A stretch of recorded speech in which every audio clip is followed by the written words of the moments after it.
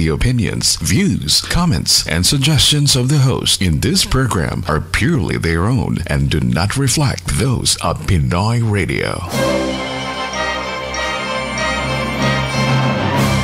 Ito po ang inyong palatuntunang Radyo Pilipino, ang Talakayan. Ang tinig ng Pilipino sa Toronto na sumasa inyo tuwing Sabado alas 11:30 ng umaga hanggang alas 12:30 ng tanghali. Dito sa himpilan ng Pinoy Radio. Layunin ng programang ito na makapagbigay ng kasiyahan at makapagdulot ng kaalaman, hatid ng paliwanagan at pagbatikos sa mga issue at problemang dumarating sa ating pang-araw-araw na buhay dito sa Canada. Kapayapaan, katotohanan at kalutasan ng mga suliranin ang aming hangad na ibigay sa inyo. At ngayon, ikinagagalak ng Pinoy Radio na ihatid sa inyo ang Talakayan. Radyo Pilipino, ang Talakayan. Nakikinig po kayo sa Talakayan, ang tinig ng Pilipino sa Toronto. PinoyRadio.com.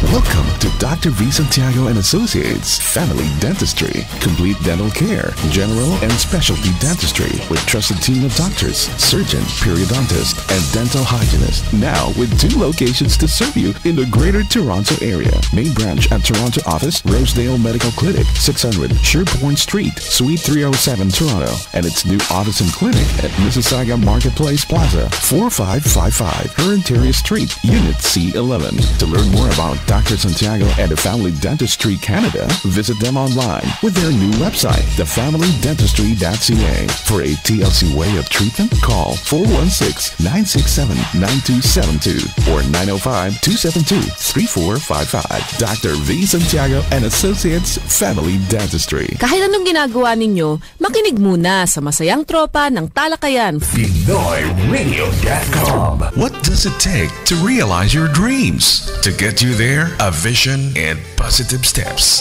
The same goes to your financial future.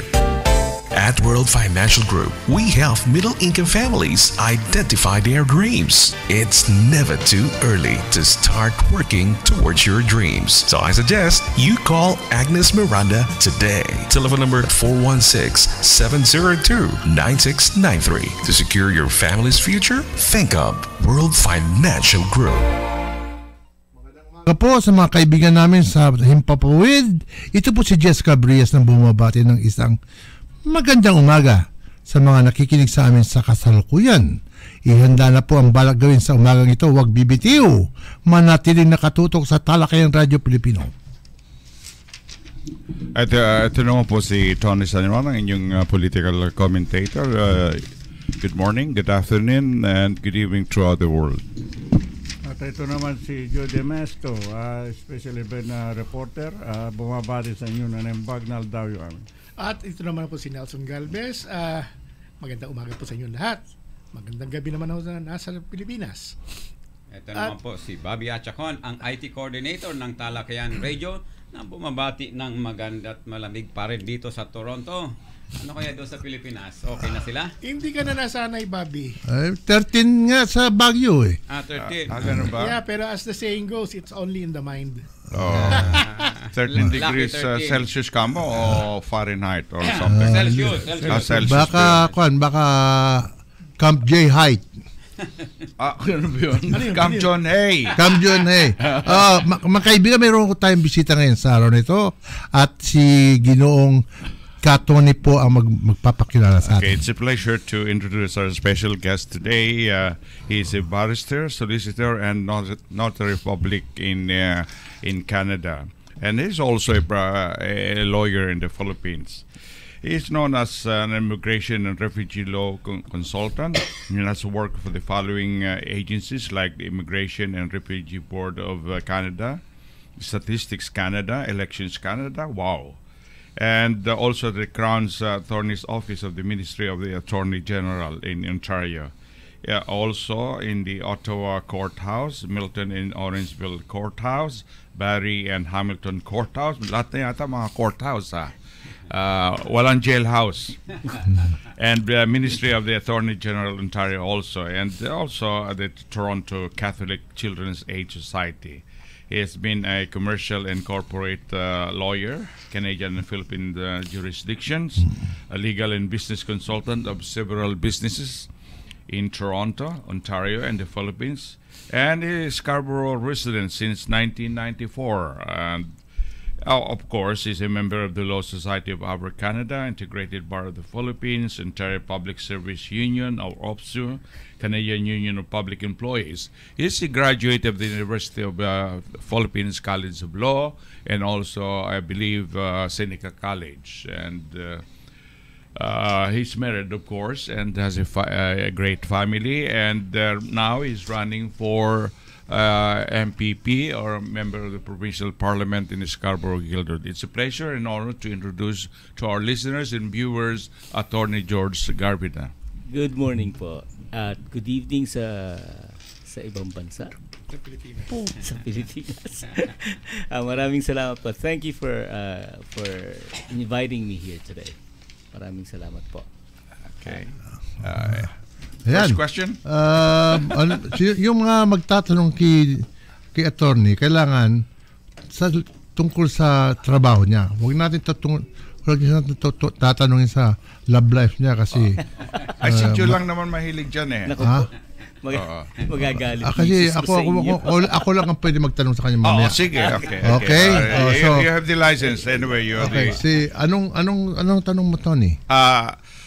We know that this is, shall we say, Attorney George Garvida. The middle initial is Marcos. He's the second Filipino in Ontario. Second Filipino-Canadian who's thrown his hat in the political ring, especially in the Parliament of Queen's Park. Okay, and I'd like to ask George here, what made him run? What made him decide to run? And possibly some aspiration or some motivation about it. Okay, I was after how many years? The last time I was in the Philippines was 2003, and then it was only this last year, August, that I went back, and I was there for a week, and I had to do a case for a client, and then before I went to the Philippines, I was approached by Trillium Party if I was interested in running. I never gave a thought. I mean, hindi po tayo politiko talaga, no? So, pag-uwi ko ng Pinas, nakita ko ang daming pagbabago. So, sabi ko, maybe it's about time for me to give back to the Filipino community what the Philippines has given me. I was blessed to be a scholar ng bayan. I studied at UP undergrad and then College of Law, and some of my classmates now they're very much into public service. So sabi ko, I might as well offer myself. So pagbalik ko from from the Philippines, sorry, I told them, okay, I know this is a big sacrifice, but sabi nga say, again I'm mentioning my university sa UP, no? Kung di tayo kikilos ngayon, kailan? Kung hindi ngayon, kailan? Kung hindi tayo, sino? And after being here in Canada for more than 23 years, I mean, it's about time for me to give back.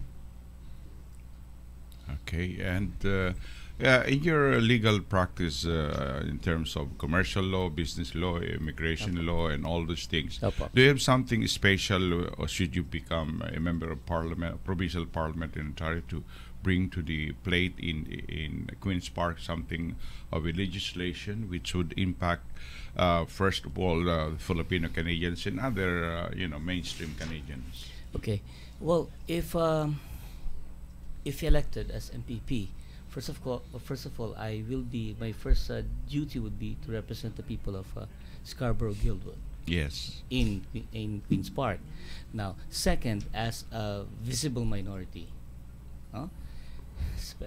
especially our community, the chance to be heard, the chance to be a voice in Queen's Park is an opportunity for me to help not only the people of Scarborough, Guildwood, but to Filipinos in general. Now, as a commercial lawyer, right?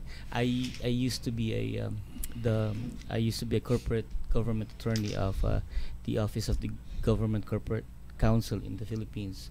We handled government corporations.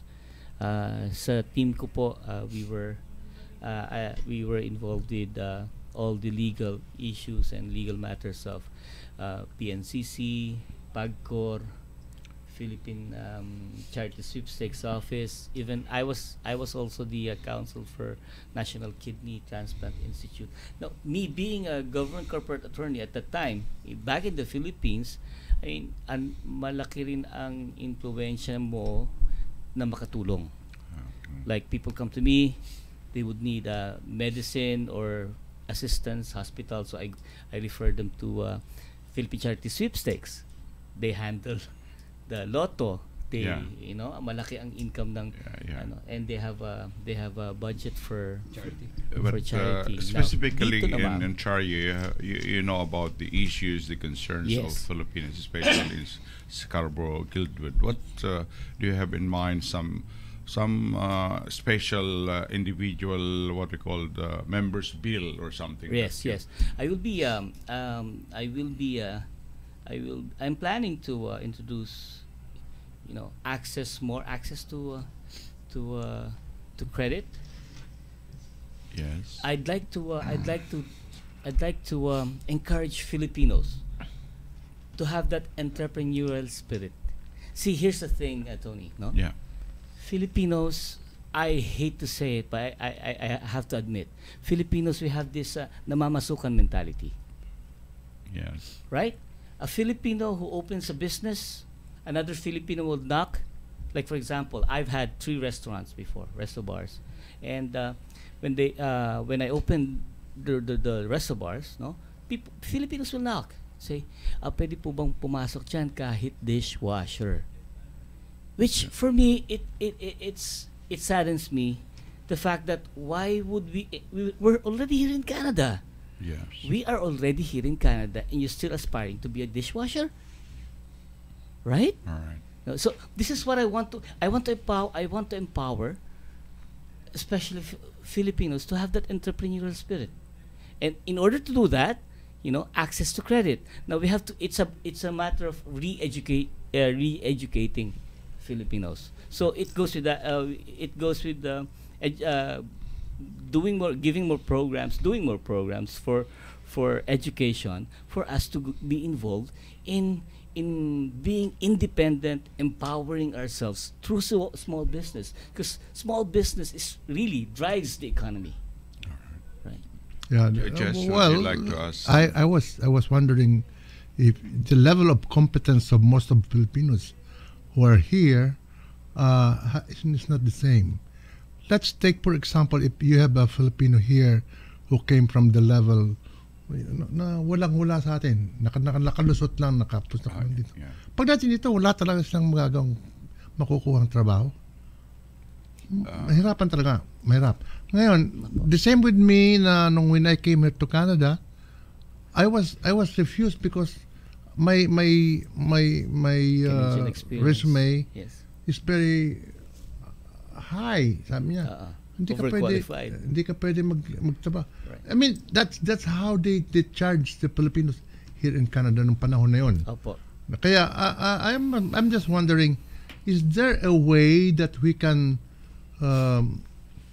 make sure that most of these Filipinos should go to a certain office to really know their level of competence? Para hindi naman sila nag-a-apply ng mga trabahong hindi naman may mga doktor dito, caregivers.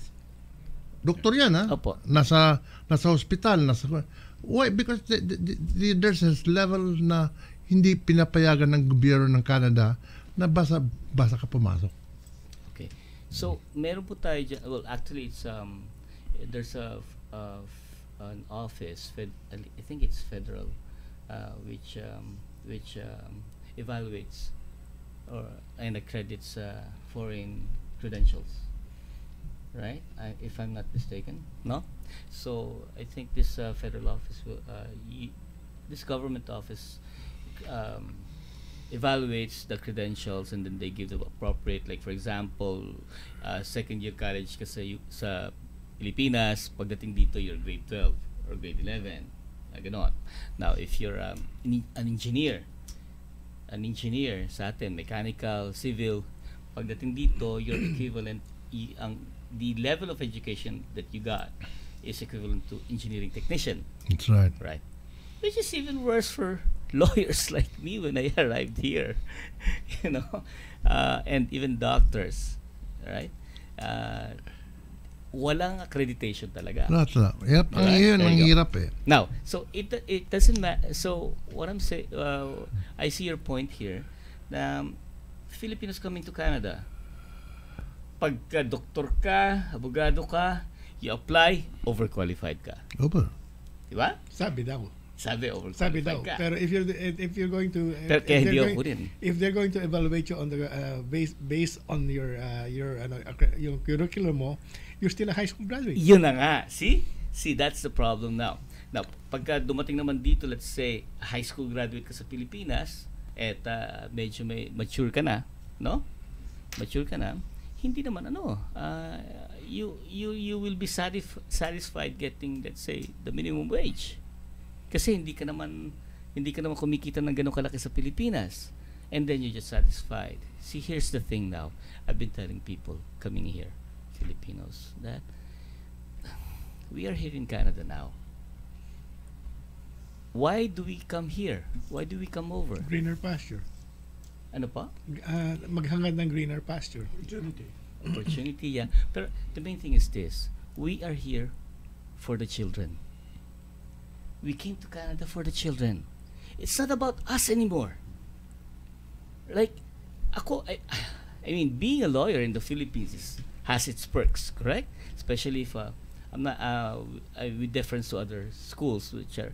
But syempre, if you're a UP Law graduate, you have more connections. You got better opportunities. See, that's the thing. That's the thing. It's not. We have the sa Philippines po we have a lot of opportunities too, but the problem is the access to those opportunities. Connections. There you go. See? So now we come here to Canada. Not because of ourselves anymore. Not to better ourselves. I mean, for me, no. I mean, I hope it applies to everybody. But we are here for the kids, for the children, because we don't want them to be growing up in a 5-hour traffic in EDSA with all those smog and everything, right? And then politicians just taking away government funds, right? I mean, ayaw nating i-expose ang ating mga anak natin to this kind of society. What is the ills that we have right now? That's what I'm saying.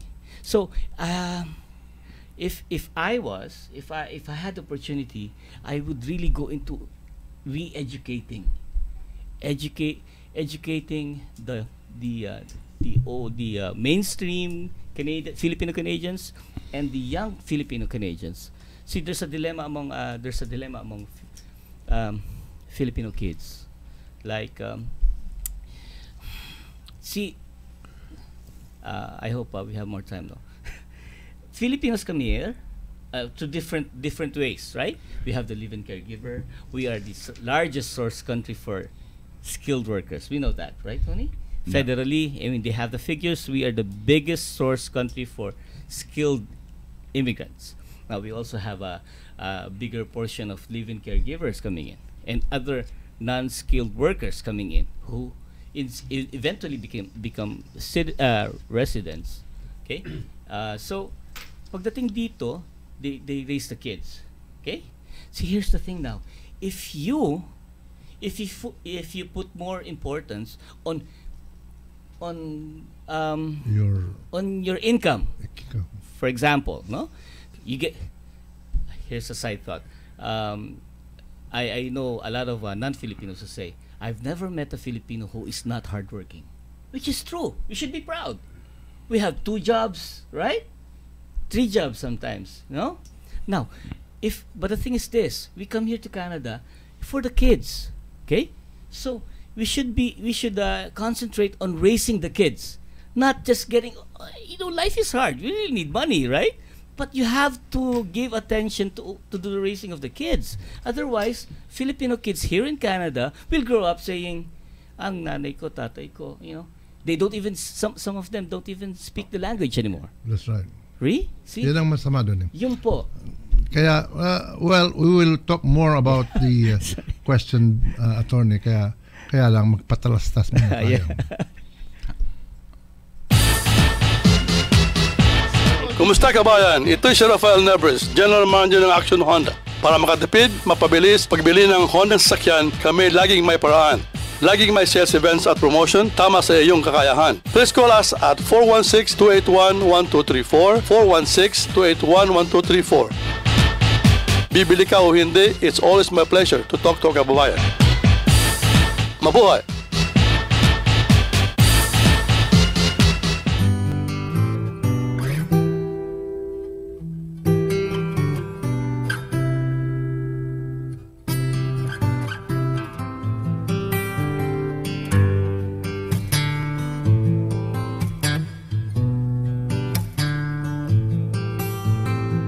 Bakit di ko maamin sa'yo ang tunay na awitin ng loob ko? Di ko nais mabuhay pa kung wala sa piling mo. Ngunit di ko pa rin maamin sa iyo.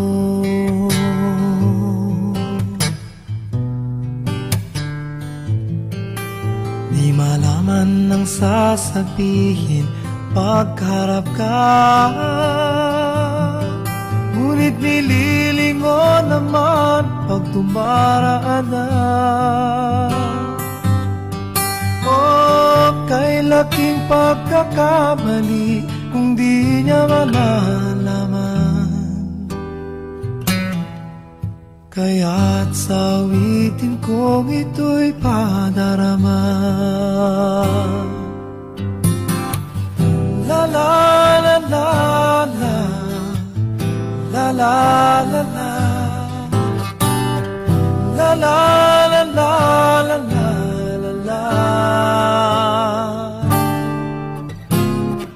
la la la la.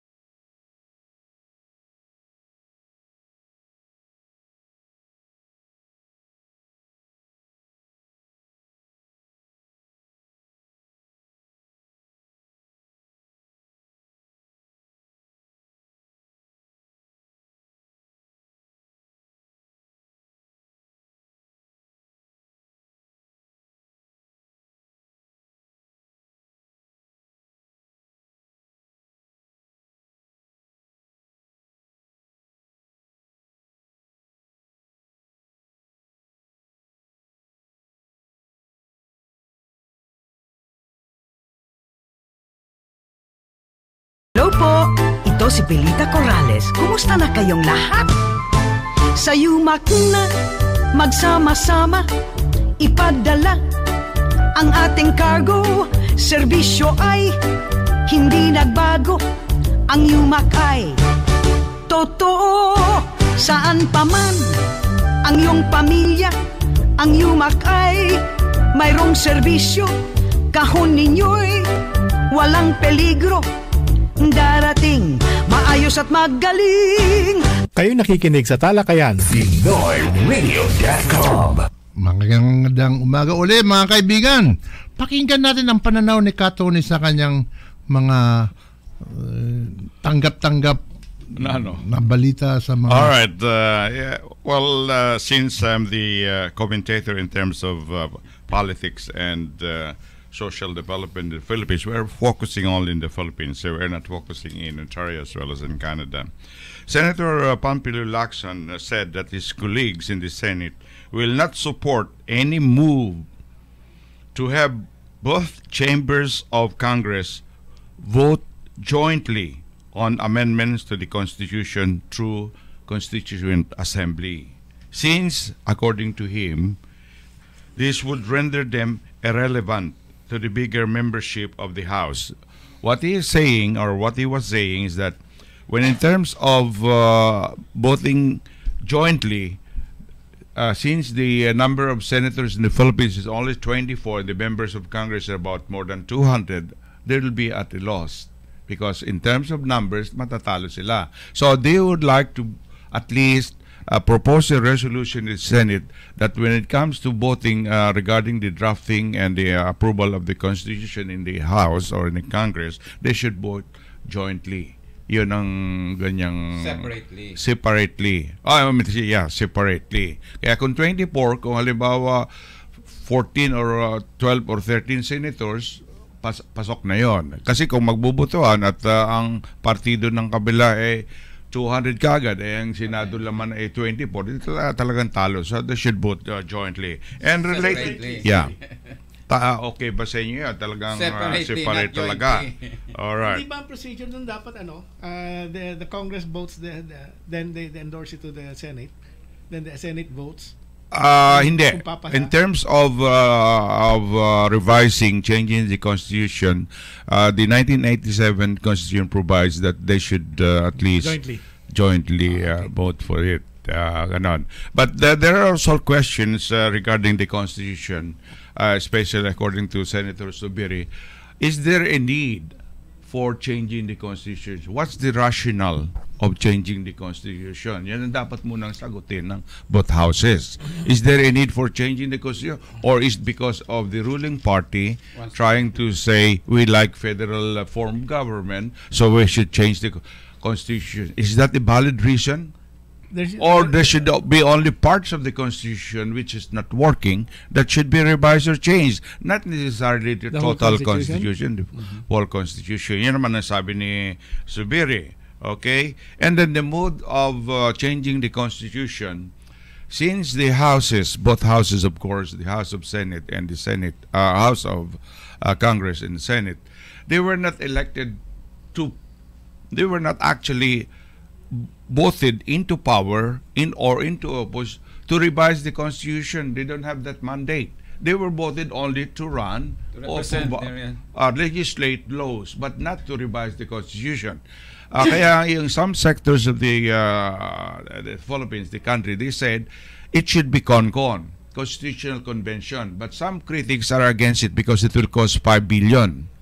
Ngayon, kung Constituent Assembly, meaning to say the House and the Senate will jointly, consider the ratification and the drafting and the approval of the Constitution, okay, but because it will still go to the plebiscite, then at least makakatipid ang gobyerno. Makakatipid. Alright, so there are two modes. Con, which we will have expertise. Con-us. Or con-us. Sa palagay nyo, alin mas maganda? Pero you still have to create those group before they can be considered as existing. Which one? Con-us? Both. Yeah, you have to Conas. there should be, kaya nga mahal ang CONCON kasi there will be election. Pero representative ng people yon. Nandoon ang mga legal expert, commercial expert, business people, entrepreneurs, common tao, legal luminaries. So, hindi dito sa CONAS, mga politiko yun eh. No offense. Pero may mga expert din doon, pero hindi lahat sila expert. Politiko rin yung magkakandidato doon sa kanilang sa CONCON. Pero may mga tinatawag na expertise. Tinatawag mga constitutional lawyers. They are also politics because they will be elected. Mabuti kung iboboto sila. Ay, ibuboto yun. Pag nalaman na halimbawa si Makalintal, halimbawa, let's just mention a name. Yung iba talagang kung kalaban niya halimbawa si mas Subel de Ayala or something. Kung kalaban niya mas popular kaysa sa kanya. Ayun nga lang. So, ganun din, yung kanyang expertise, hindi rin makukuha sa CONCON. Pero ako personally, I would be against CONAS. Dahil hindi naman talaga siya expert sa mga ganun Hindi lang CONAS. Kung mga artista lamang yung paano ang contribution problema doon, Katony, ano mangyayari sa kanilang trabaho, legislative? Mawawala muna kasi kailangan nila i-promulgate yung constitution. So, kailangan i-debate nila. Di-absent naman sila doon. Mawawala yung legislative agenda doon ng ng assembly na Congress.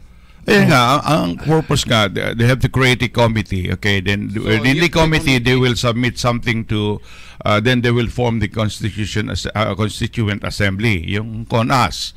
Then after that, the CONAS will draft the constitution, and then of course, the two bodies will meet by cameral something, and then after that, they will submit the final draft to the people for final, we call it plebiscite or referendum for final approval. Hindi ang problema doon, hindi mismo yung mga congressman na gumagawa ng constitution, kundi yung committee, tapos ilalagay sa assembly para for debate. Yeah. Pero sa so mga... why not ginawa ni Cory na kuha na tayo ng mga ganito?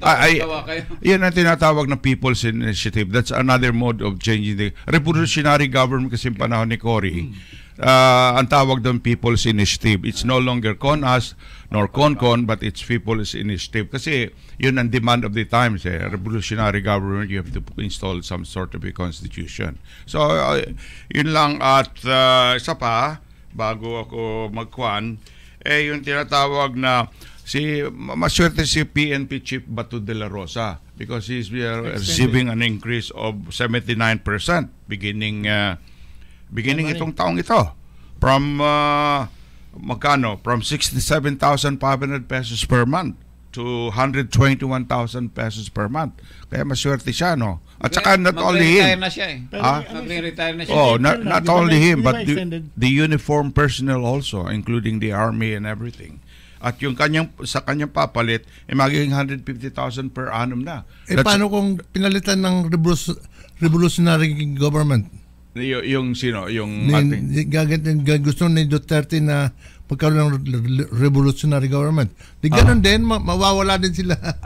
Ganun na nga. Oo. At isa pa, yung sabi nga ni Senator Juan Bama Aquino, gusto nila yung CONCON nga ang sistema para may tinatawag na integrity and transparency in the process of changing. We have the budget. Yun nga, 5 billion Kaya, yan nasa president pa rin yan dahil sila nakaupo sa kanya. Yan lang po ang pananaw ni Tony Sanman. Thank you. Musika tayo, pare ko. Okay, si Pilita.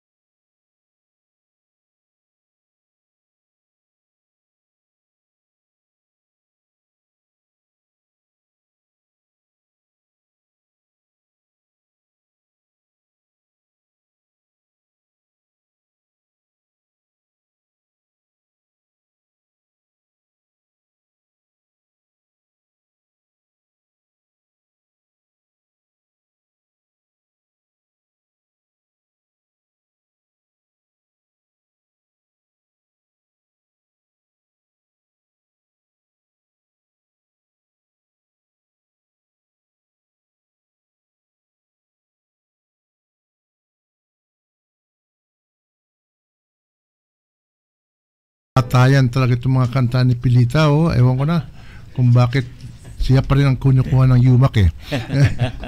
Anyway, attorney, what's your nickname?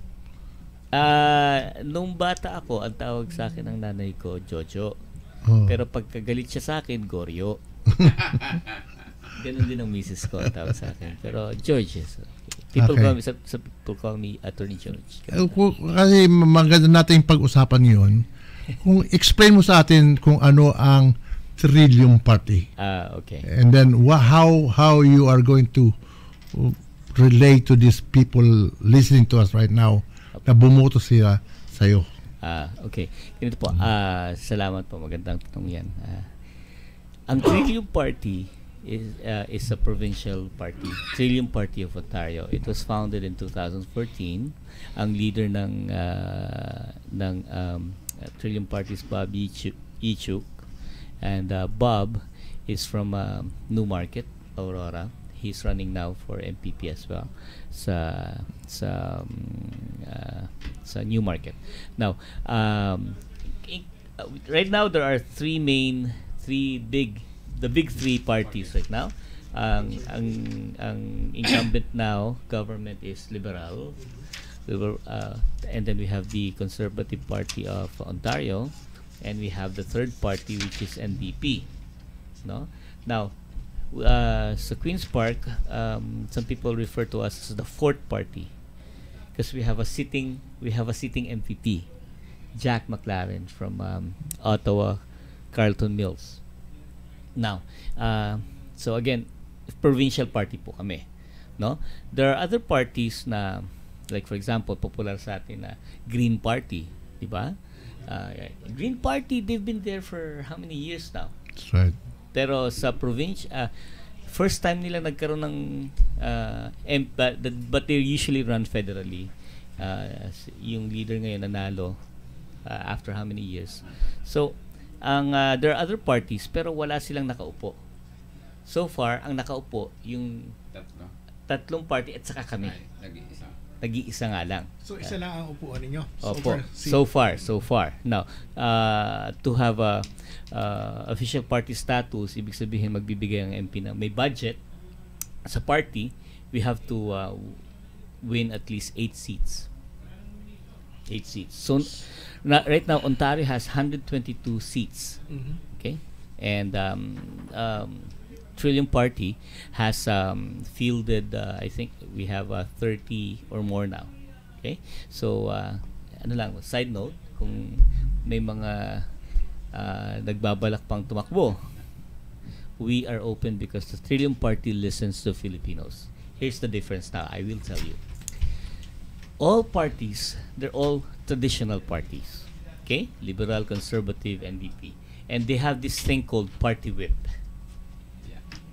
Alam niyo po, a short description ng party whip, kung ano sinabi ng partido, okay, and you are an MPP, you have to follow.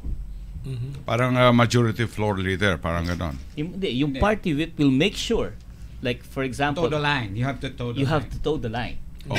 So, here's the thing now. If like for example, I'm a let's say a Liberal Party MPP. Now, this is just kunwari ang sabi ng Liberal, we have to vote for this pro-choice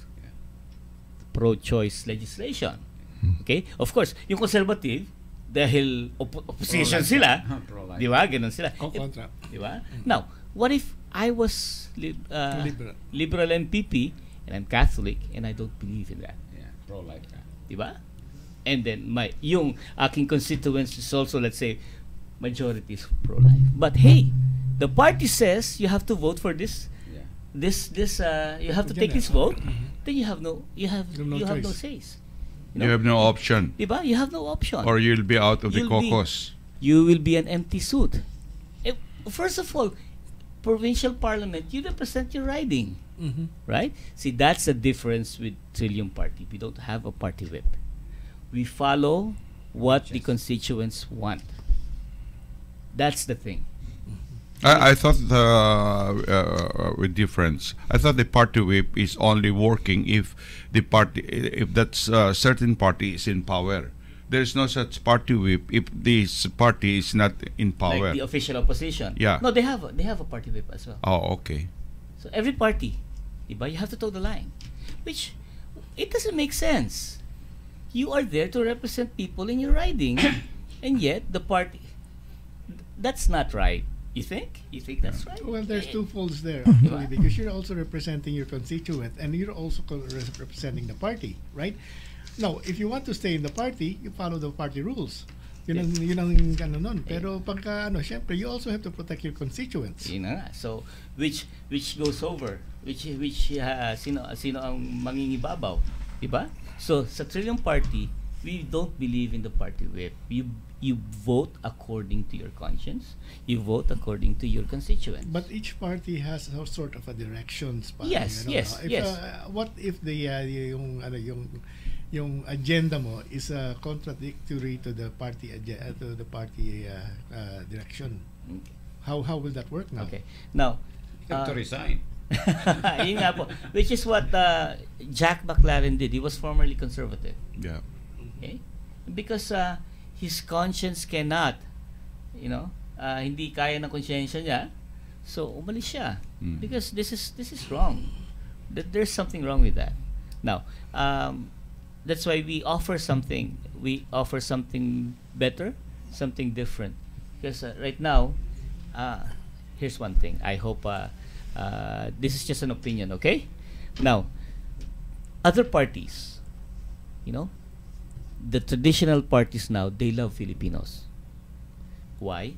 Because Filipinos, we just pay, but we have no say. Tell me, federally, provincially, is there a Filipino?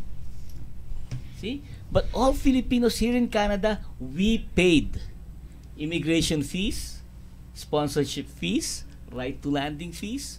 I should know. I was an immigration lawyer, right?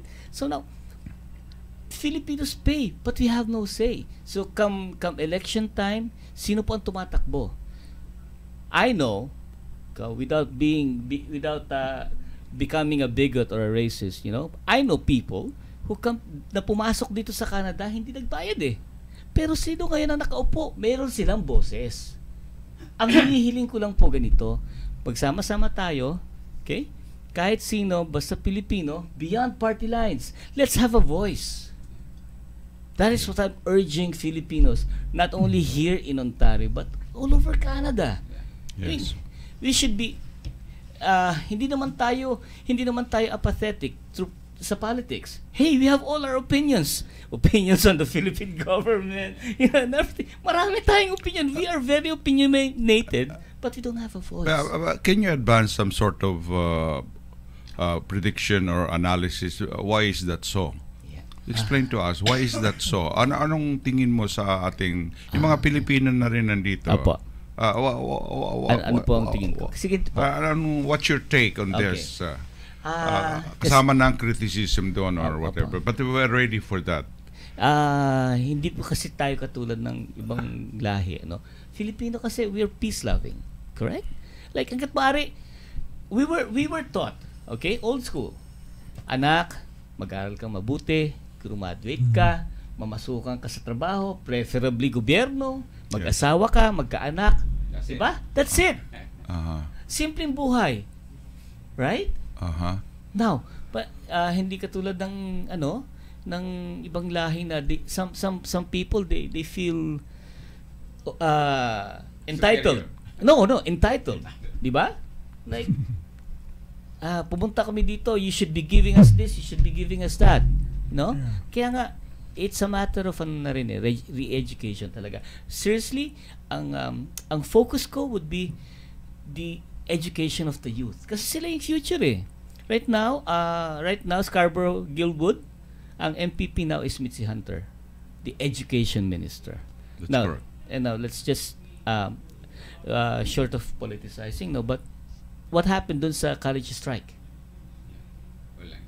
Tumagal. Right? It took so long before They legislated to. They legislated to work. Why? Because it's. But why did it take too long? Because it is not under essential services. What is more essential besides health? Education, of course. The molding of our youth. Right? Similarly, yun po ang kailangan natin sa Pilipino. We just have to, focus on molding on the future na hindi na tayo eh. Seriously. By the way, Thorny Garbid, what was the borders or the geographic map of your Ayan writing? po, that's a good question. Thank you for asking. Okay. Kasi sabi mo Scarborough Guildwood, Apo. may Scarborough Southwest, may Yes. Scarborough Alright. Center. Yes, meron ding Scarborough Rouge. May Scarborough Town Park. Center. Oops. Alright. Okay. Kung alam niyo po ang 401, yung 401 po, yun ang pinaka-northern boundary. So, anywhere 401 south from Makawan up to Morningside. Guildwood. Scarborough Guildwood po yun. Sa kabila, center yun. Opo, ikabila. From Makawan to Going, Victoria Park. Yes, yung pong center. Okay. Now, going along, kasi crooked yung line ko po. Bakit 401? Hindi kaya south of Eglinton or something? Hindi po. Oh, okay. I'm just checking. Akala natin nung araw yun. Okay. Nagkaroon ng realignment na kasi population. Okay. So there's a new riding now, Scarborough Rouge Park, that is now going east of Morningside. Pakiulit nga from So 401 yung north. Sa west side, Makawan, and then going straight to Lawrence, and then pagdating ng Lawrence, titigil. Pupunta ng east po, papuntang Bellamy. Bababa na naman along Bellamy. Hanggang Eglinton. Yeah. Tapos dire-diretso po hanggang Markham. Wow. Tapos Markham going south na hanggang Lake. Parang revolver yan, ano? Hanap ni Tony yung mapa. Wala ka bang... Wala. Next flyer ko po maglalagay ako. Sa east naman, Morningside, dire-diretso. Yun ang Morningside, tuloy-tuloy po yan. Na yun. Tuloy-tuloy po yan. North and south of Morningside. Okay. My second question is this. You have statistics, right? You have a survey or whatever poll you have.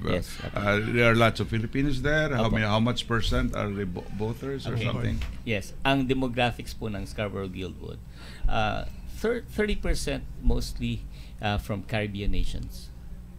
That's why Jamaican siya, di ba? So marami pong Caribbean nations. Tapos 30% Filipinos. Oh, okay. Okay? Tapos the rest are the Muslims and yung white kasi merong rich part ng Guildwood. Yeah. If you'll notice. Doon sa south. Sa may papuntang lake po. Sa south. Opo, yan. So, marami pong Filipino doon. I mean, they're not really that visible like compared to Bathurst and Wilson where my office is. Bathurst and Wilson, lahat yan talaga magkakatabi, puro Filipino establishments and everything. But Scarborough, marami pong Filipino dyan. And these are the mainstream na karamihan. Na matagal na, nagkaroon na ng bahay. Yun yung dumating po ng 80s, 90s. I arrived here in 94, no? Yung uncle ko arrived in early 70s, puro Scarborough. Kaya po yung popular fast food chain, ang first freestanding nila is Scarborough because of the Filipino population. Okay. Saan naman ang office nyo ngayon? Currently, you have an office, let's say political office? Or? Hindi. Right now, ang office ko po rin sa Bathurst and Wilson, yung law office ko, doon ako ngayon. But we got the office space now dito sa may kanto ng Crossroads, Eglinton, Brimley, Danforth. Yeah. If you will, kung alam niyo po yung kantong yon, yung merong strip bar. May Cadiz doon. At saka meron doon no frills, di ba? Doon po, may... hindi doon sa Cadiz, ha? Hindi po. Doon kami sa may tabi ng Temptations pa. Doon sa kabila pa. Hindi kayo dito sa may Brimley, sa may Rexall. Hindi po. Yung plaza doon, yung kabila. Opposite. Yes, southwest corner. So east kayo ng Danforth? Yes, sir. So how are the let's say the political opponents? You have Mitzi Hunter, you have for the PC, I don't know. There's this guy. He's from Bangladesh, Mutukuru. Okay, and you, and what about the NDP? I'm not. Oh, you sure. don't know. Okay. So right now, kasi ngayon, ang concern ko lang now is just to go out there and meet people, yung pang ano natin ngayon. Meron akong website, gowithgeorgegarvida.com. Tapos we also have this, meron po akong Twitter page, meron po akong Instagram, tsaka Facebook. Ang slogan mo dito, nakalagay dito, something different and something better. Opo, yan po yung sa October yung election. Trillium. June po, June. Don't forget, June. October yung doon, local, municipal. Sino nasa center ngayon ng Trillium? Wala. Tumatakbo po? For Trillium, yes. For Trillium Center, it's Scarborough Center? Yes, it's Chris Melor.